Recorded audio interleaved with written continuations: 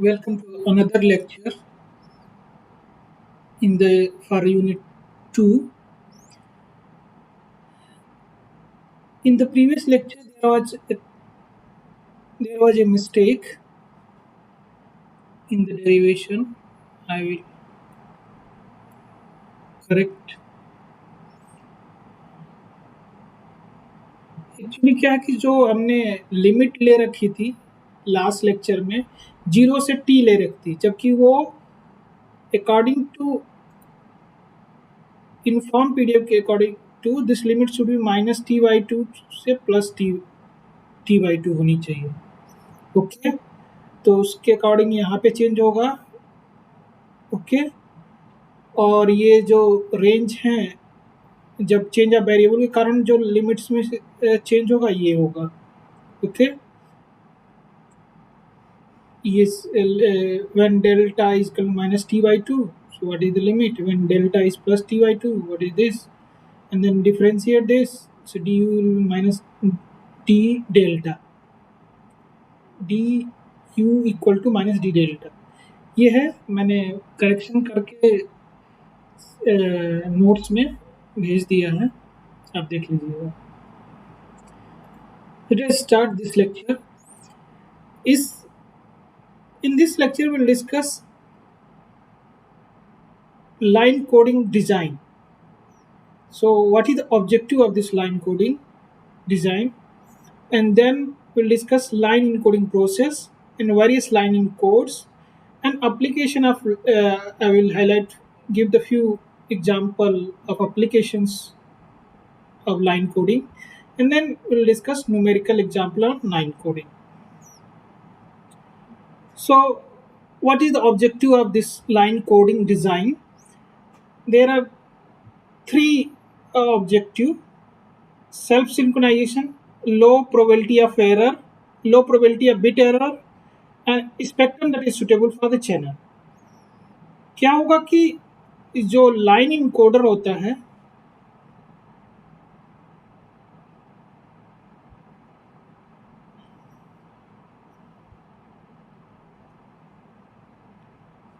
उस पे वंस और जीरोस की इनपुट होगा और ये वेव फॉर्म जनरेट करता है, and that can be model as a random process.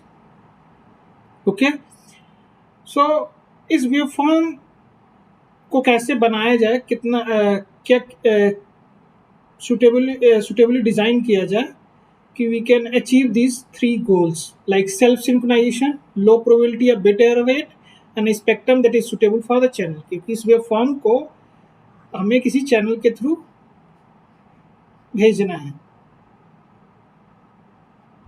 Okay, self synchronisation क्या होता है? सेल्फ सिंक्रोनाइजेशन के लिए जैसे कि आप जो वेव फॉर्म है उसका जो टाइम पीरियड इस टाइप का वेव फॉर्म है, पल्स ट्रेन है, तो इसका जो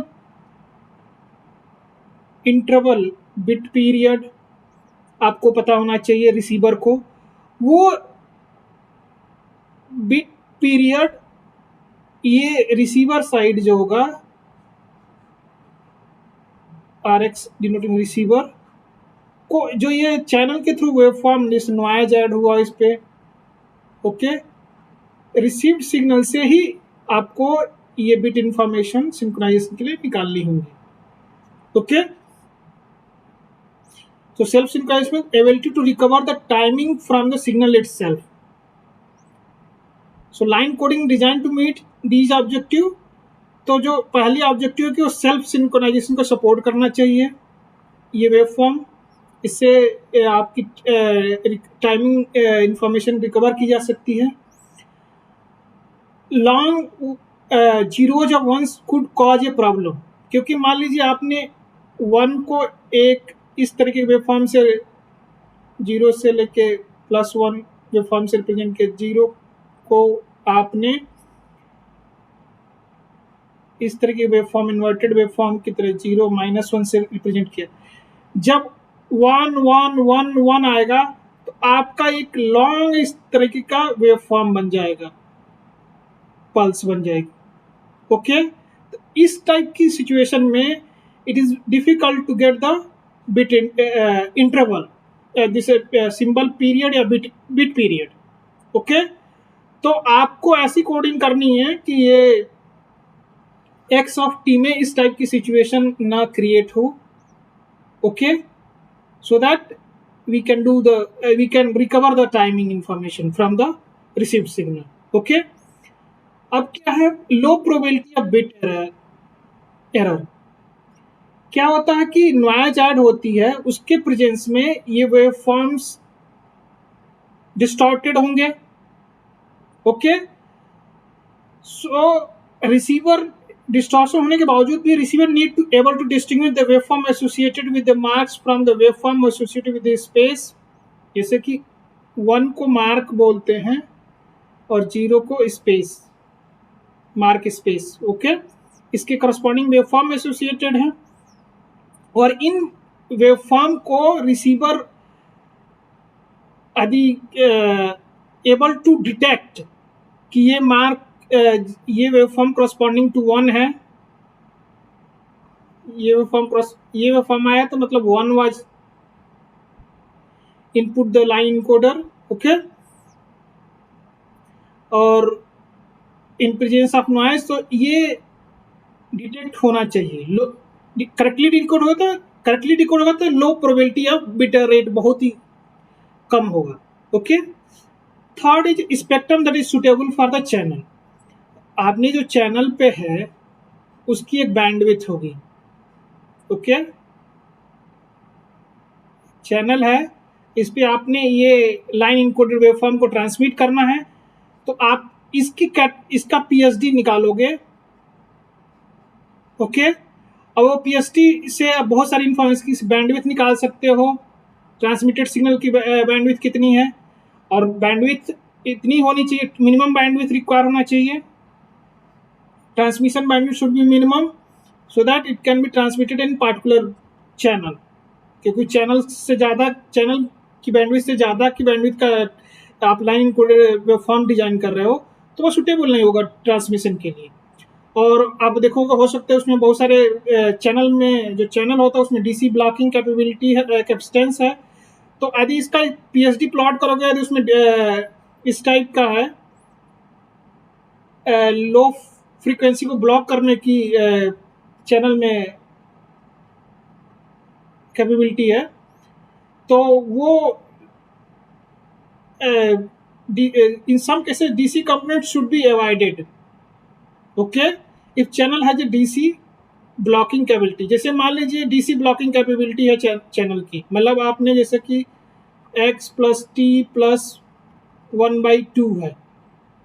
ओके, तो ये DC टर्म है और ये कैपेसिटर से पास नहीं होगा, ब्लॉक हो जाएगा ये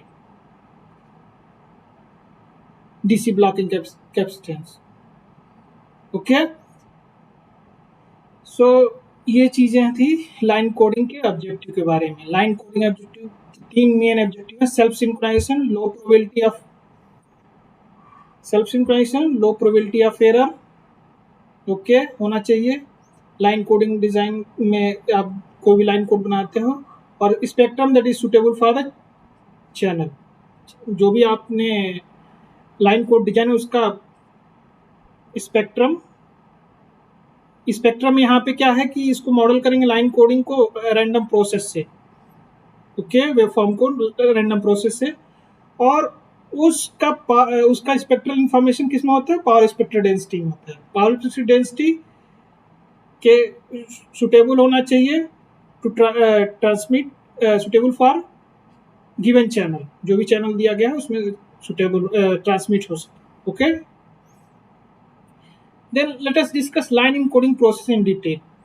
So line encoding, input to the line encoder is a data bit या ADC output bit. Okay, analog to digital converter output हो सकता है, that will be either 1 or 0. Okay, if you apply 1 and 0, then it goes to this block symbol mapping function. Okay, according to symbol mapping function it will give the output AN. AN is applied to the pulse shape function and it produces the x of t. AN multiply with this pulse. Okay, इसको the output of line encoder can be model A random process, hence the output of line encoder is a waveform, okay, that can be represented by this expression x of t summation of an into p t minus n tb minus delta. pt is a pulse train, tb is a bit period synchronization के require होती है. delta is a random variable that is independent of the value of an is also a random variable, discrete random variable uniformly distributed in the interval. Delta is uniformly distributed between minus t by 2 to plus t by 2 या 0 to t, 0 to tb.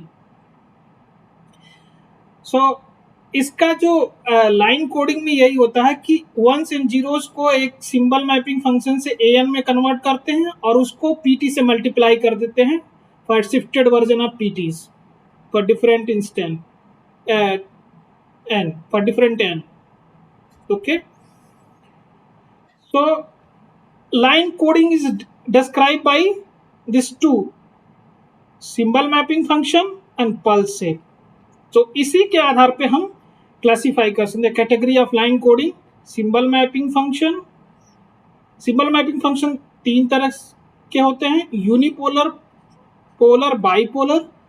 Pulse shape जो होते हैं तीन तरीके होते हैं, non return to zero pulse, return to zero pulse, Manchester or split phase pulse, ये तीन होते हैं. अब यूनिपोलर के करस्पॉन्डिंग तीन ये हो सकते हैं, पोलर के करस्पॉन्डिंग ये तीन हो सकते हैं, बाइपोलर करस्पॉन्डिंग ये तीन वेव फॉर्म हो सकते हैं. कितने टोटल कॉम्बिनेशन बने? 9 कॉम्बिनेशन बनेंगे इस तरह से लाइन कोड के. और भी बहुत सारे अदर तरीके से भी लाइन कोड बनते हैं. तो category of line encodes, symbol mapping function air. Unipolar में क्या होता है, मैपिंग रूल क्या होता है, 0 को 0 से मैप कर देंगे और 1 को 1 से.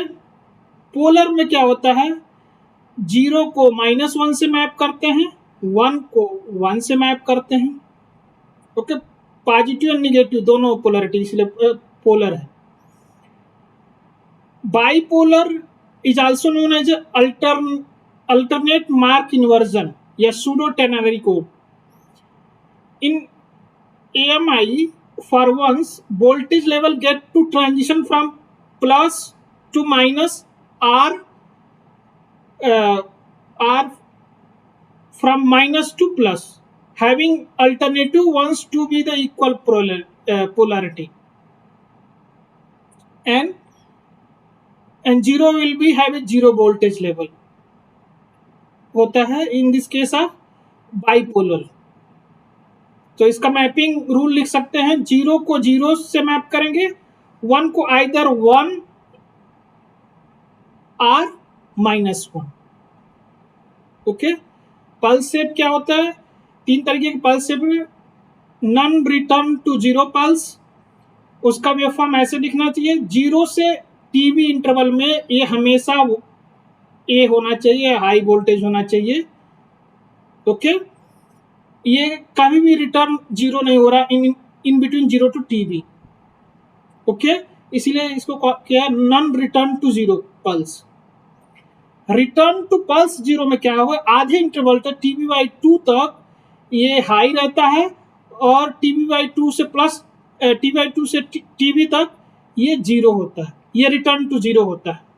ओके, और मैनचेस्टर पल्स क्या होता है, मैनचेस्टर पल्स स्प्लिट फेज, तो ये 0 से TB/2 में प्लस ए होगा और TB/2 से T के बीच में माइनस ए होगा.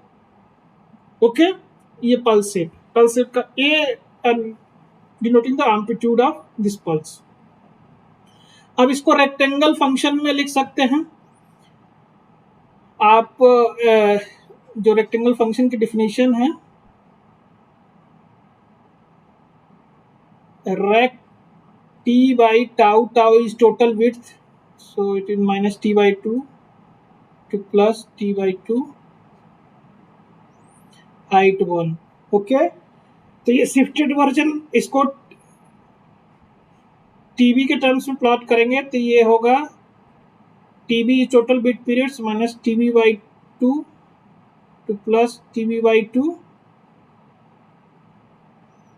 This is rect T by TB. Okay,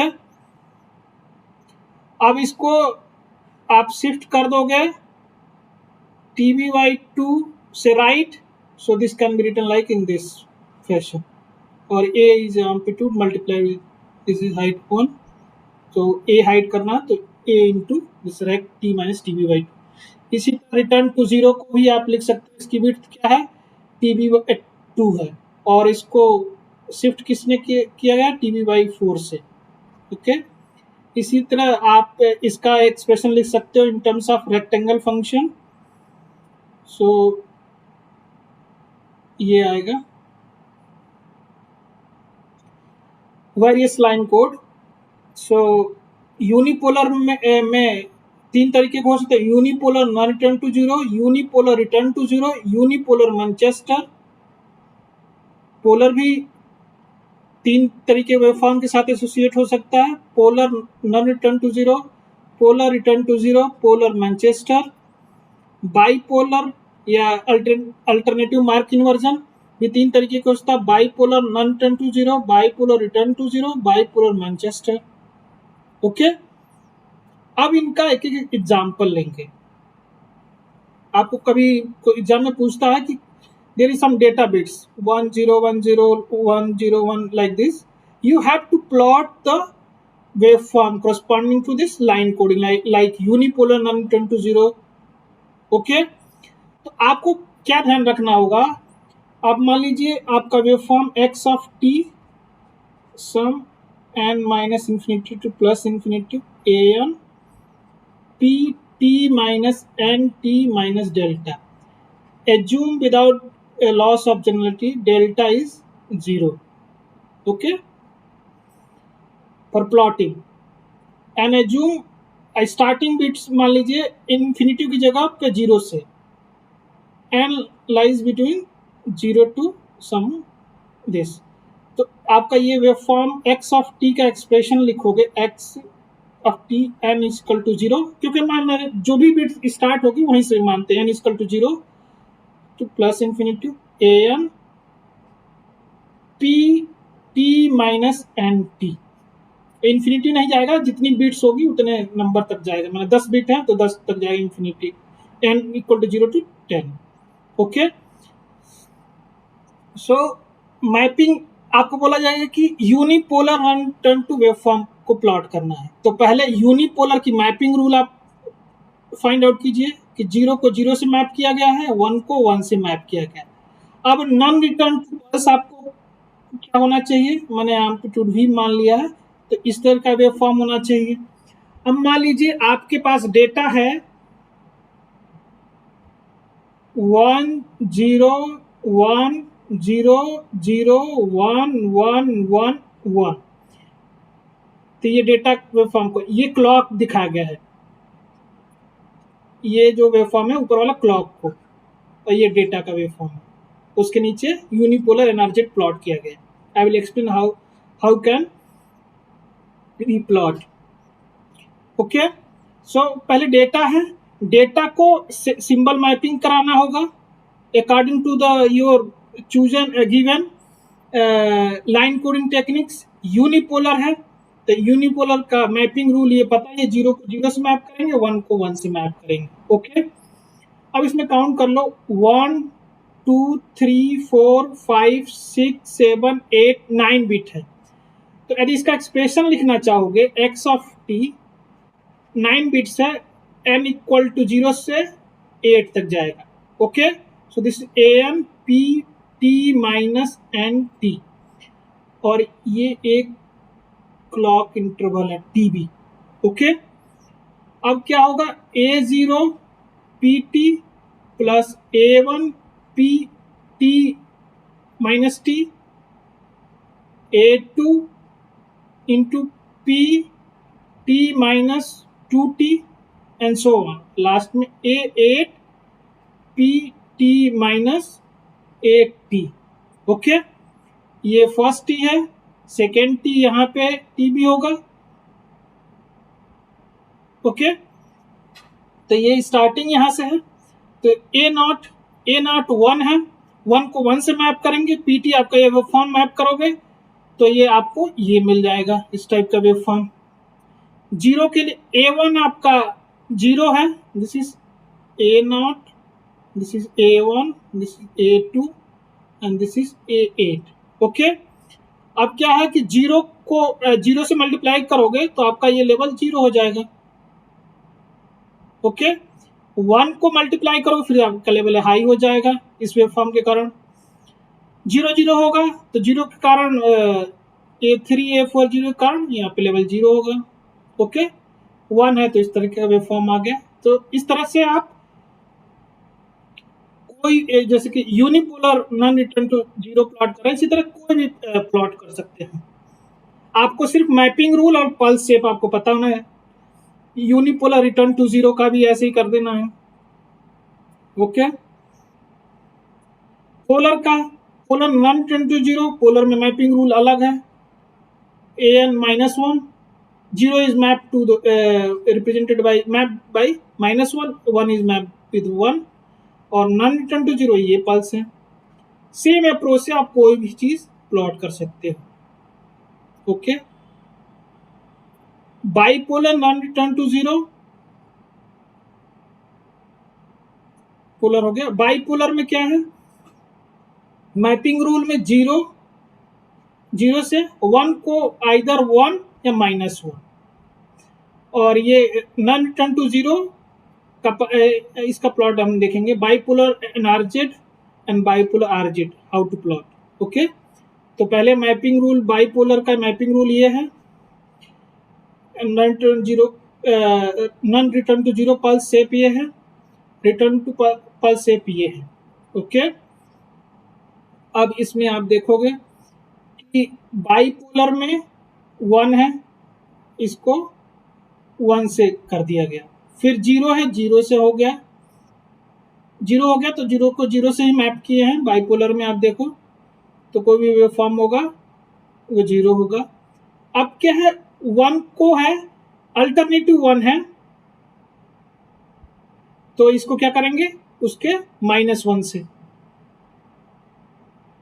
represent कर देंगे। ठीक है, आइदर 1 या -1।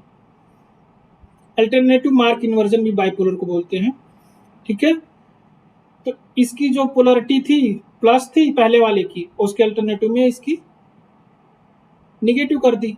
फिर 0 आया तो 0 को 0 से मैप किया है, फिर 1 आया, इसको पॉजिटिव से कर दिया अल्टरनेटिव, फिर इसके साथ क्या है, इसके तुरंत बाद 1 आ गया, इसको निगेटिव से रिप्रेजेंट कर दिया, फिर इसके 1 आया, इसको निगेटिव से रिप्रेजेंट कर दिया। इसी तरीके से रिटर्न टू 0 पल्स में भी कर सकते हो, सिर्फ पल्स शेप चेंज होगा। ओके, जस्ट पोलरिटी चेंज हो जाएगी। अल्टरनेटिव मार्क इन्वर्जन में क्या है आपका, जैसे इस ये पहले प्लस से रिप्रेजेंट हुआ तो माइनस से हो जाएगा, यहाँ पे भी 1 इसका अल्टरनेटिव ये हो गया प्लस। ओके, फिर इसके बाद वाला 1 आया तो उसको फिर निगेटिव से कर दिया, इसके अल्टरनेटिव ये -1 से रिप्रेजेंट हुआ। इस तरीके से हम अल्टरनेटिव या बाइपोलर इन्वर्जन करते हैं। 1 को आइदर 1 या -1 से करते हैं। तो पहले 1 को पॉजिटिव कर दिया तो फिर उसके बाद जो 1 आएगा निगेटिव आएगा, फिर उसके बाद वाला 1 आएगा तो वो +1 आएगा, उसके बाद वाला 1 आएगा तो -1 आएगा, फिर इसके बाद वाला 1 आएगा +1 आएगा। ओके, सो अल्टरनेटिव मार्क इन्वर्जन ये हो रहा है। ये इसका जो था प्लस था, इसका इन्वर्जन -1 हो गया, इसका इन्वर्जन +1 हो गया, फिर +1 का इन्वर्जन -1, -1 का inversion +1। Manchester in some book also refer as polar Manchester in many books. So polar की मैपिंग क्या है, 0 को -1 से, both polarity, polar means both positive negative, 1 को +1, और मैनचेस्टर पल्स शेप ये है। ओके, उसी तरीके से आप जैसे 0 है, 0 को -1 से रिप्रेजेंट किया, अब इस पल्स को -1 से मल्टीप्लाई करोगे तो आपका ये वाला पल्स आ जाएगा, TB/2 TB minus A plus A, this is minus P of T. Okay, तो इस तरह का वेवफॉर्म आपको मिल जाएगा. Application of line coding. Line coding use in RS-232 base protocol में यूज होता है. Manchester encoding employed in Ethernet network. Differential Manchester encoding is use in token ring network. आप डेटा नेटवर्क पढ़ोगे तो ये सारे नेटवर्क पढ़ोगे, Ethernet network, token ring networks. Okay, and this protocol also RS-232 base protocols पढ़ोगे, उन सब में ये लाइन कोडिंग यूज होती है. अब न्यूमेरिकल एग्जांपल इस पे करेंगे कि कोई लाइन कोड है, उसके कैसे आइडेंटिफाई करते हैं, कैसे उसका ऑटो कोरिलेशन निकालते हैं. ओके, सो प्रॉब्लम है द इंफॉर्मेशन सीक्वेंस या data sequence is a sequence of independent identically distributed random variable. Independent identically distributed random variable, they have same type of same PDF, each taking either +1 or -1 with equal probability. This sequence is to transmitted at the baseband by line coding scheme described by this. Okay, you know this expression, x of t multiplication of an with pt minus nt minus delta t up to minus infinity plus infinity, where delta is random that is independent of value of a random variable an and uniformly distributed, and delta is uniformly distributed between 0 to t, and pt is given like this. So write name of this line coding. Line coding का name right करने के लिए आपको symbol mapping function पता होना चाहिए.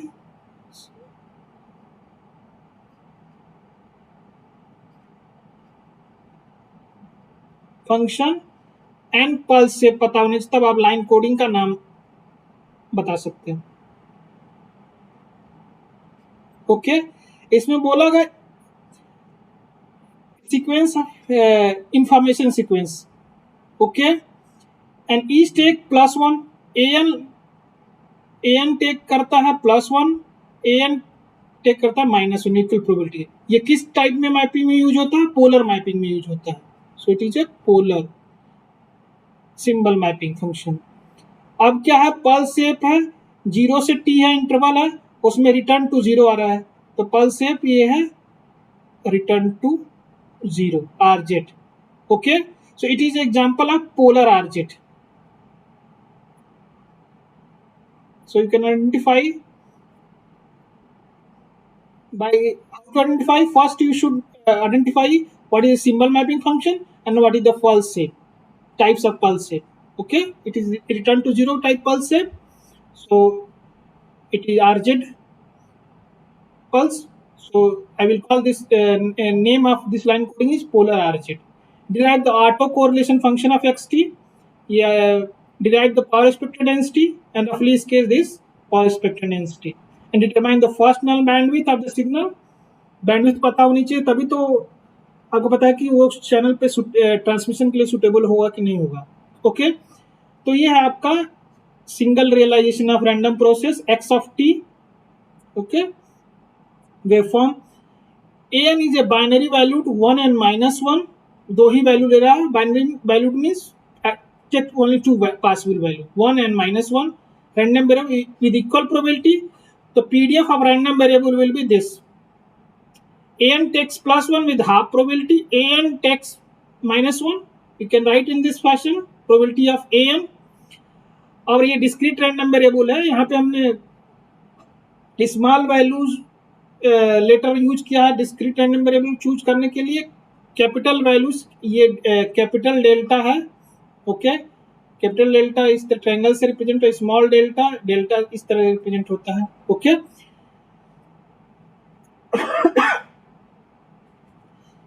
तो और कंटिन्यूअस टाइम रैंडम वेरिएबल के लिए हमने कैपिटल लेटर यूज किया है. Okay, that is one. तो moment, the expectation of first moment, expectation of an will an into probability of an. Okay, so an takes -1 with probability half, +1 with half. If you multiply and sum, we will get 0. Second moment, this is first, this is second moment, expectation of an square. So it will be sum of an in an square into probability of an. -1 का square into probability of an equal to -1 is half, plus a 1 square into probability of an equal to 1 is half. Result will be 1. आपका an और an plus are independent random variable. So joint expectation of an into an plus will be the multiplication of expectation of an in an plus m. Okay, और identical random variable है तो PDF जब same हो जाएगा तो उसके सारे PDF भी ऐसे लिख सकते हो और उसके both all moments will also equal. Expectation of a substitute n plus m will be equal to expectation of an. Expectation of an plus square will be the expectation of an square. Okay, and so on. All moments will the PDF same independent identically distributed. Identically means same PDF. So hence autocorrelation sequence of an is calculated as expectation of an into an plus 1. जब m is not 0, so expectation will be independent है तो expectation will multiplication of individual expectation. अब this sequence है an और an plus m और m equal to 0 होगा तो m 0 होगा तो क्या होगा a into am that will be expectation of an square that is 1. और ये क्या है इनका आपको देखेंगे दोनों का इंडिविजुअल फर्स्ट मोमेंट 0 होगा. ओके, फर्स्ट मोमेंट 0 तो 0 का मल्टीप्लाई 0, रिजल्ट विल बी 0. सो इसको ये है Kronecker delta function. Kronecker delta function. Okay, this means 1 when m is 0, 0 elsewhere. Okay, अब क्या है कि delta uniform random variable uniformly distributed between 0 to t. The PDF of random variable, this is PDF and this is plot of the PDF. PT, अब इसको जो आपकी pulse है उसको रेक्टेंगल फंक्शन में लिख सकते हैं. आपको पता है कि an takes value +1 -1, it is a polar nature and PT is a return to 0 pulse, hence the name of line coding is a polar RZ. RX tau मतलब auto correlation, expectation of xt with xt plus tau. हमने बोला है कि जब random process एक fix time interval पे random variable होता है. ओके, तो auto correlation is expectation of joint expectation of xt with xt plus tau. इसको मैंने पिछले लेक्चर में एक्सप्लेन किया कैसे मैंने लिखा है. Okay, taking expectation operated inside the double summation, making use of independence of sequences and delay variable delta. Okay, so ये joint expectation inside लोगे तो joint expectation इनको multiply करके double summation में लिख लोगे. उसके बाद expectation inside लोगे an into an plus expectation of an into an plus 1 sequence is independent from delta variable.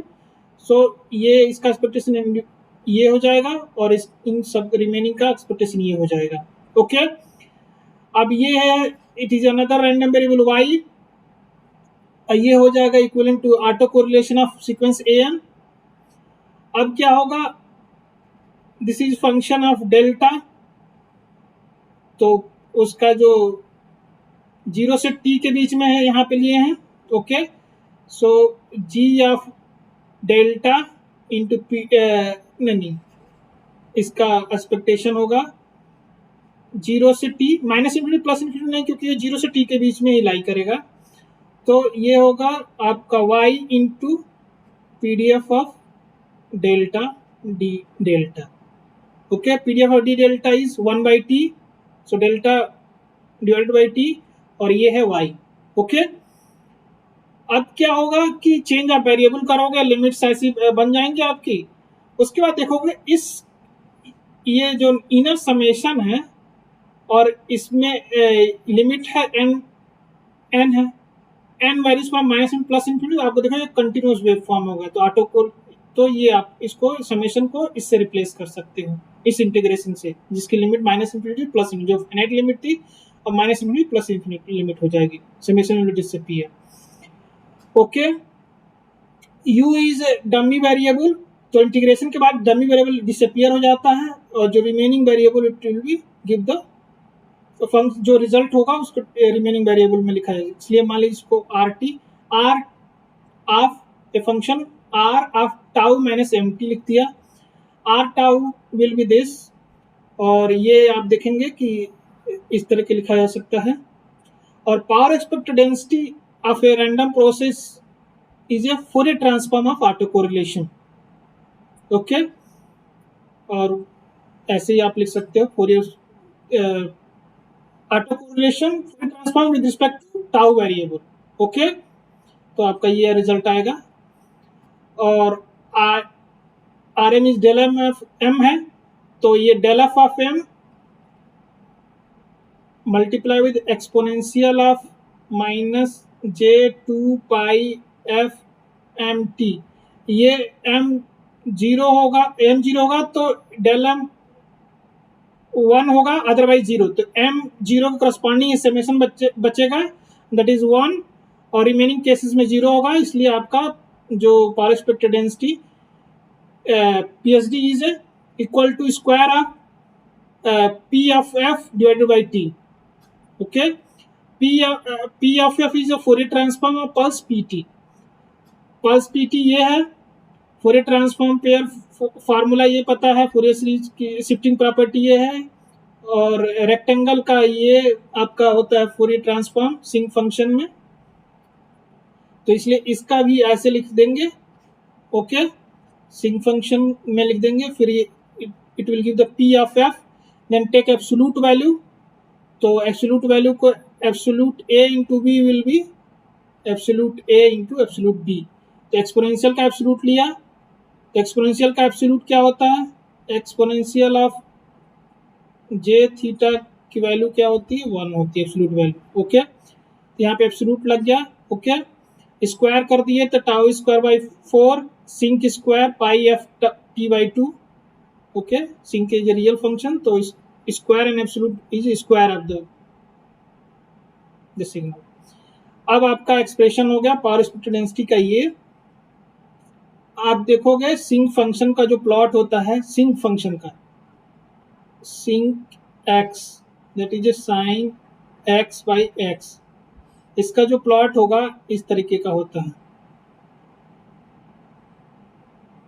क्यों ये नल्स क्यों है, क्योंकि x is a plus minus m n pi integer multiple, sine pi, sine 2 pi, sine 3 pi, 4 pi पे zero होगा। Okay, और sine x by x zero पे 1 होगा। ओके, इस तरीके का टी बाई 4 से मल्टीप्लाई हुआ, इसलिए टी बाई स्क्वायर हो जाएगा, तो ये निगेटिव जो लोब्स है पॉजिटिव हो जाएंगे, तो इस तरीके का वेवफॉर्म आपको मिल जाता है। इसमें क्या होगा, नल देखना होता है, जीरो के साथ फर्स्ट टाइम पहला नल मीन्स इस एक्स एक्सिस को आपको पहली बार कब ये टच कर रहा है आपका ये प्लॉट, तो ये फर्स्ट नल होगा, this is a first null. ये दूसरी बार नल दिस एक्स एक्सिस को टच कर रहा है, सेकेंड नल। बैंडविड्थ क्या होती है, फर्स्ट नल बैंडविड्थ ये होगी। ओके, इसमें फर्स्ट नल जहां होकर ये माइनस टी बाई 2 होगी फर्स्ट नल बैंडविड्थ।